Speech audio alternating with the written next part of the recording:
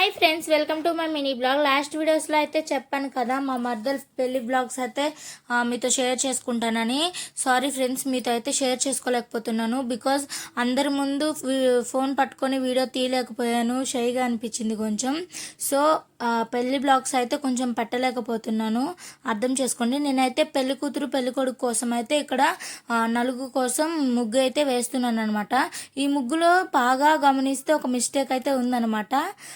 అదేంటో కామెంట్ చేసి చెప్పండి. నెక్స్ట్ వీడియోలో ఫాదర్స్ డే సెలబ్రేషన్ ఎలా చేసామని ఒక 1 or 2 hours పెట్టేస్తానమాట. వీడియో ఖచ్చితంగా వెయిట్ చేసి చూడండి.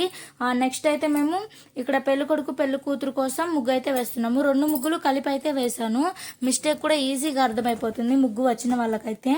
అందరూ చూస్తున్నారని సబ్స్క్రైబ్ అయితే చేయట్లేదు. So please do subscribe and like, share my video.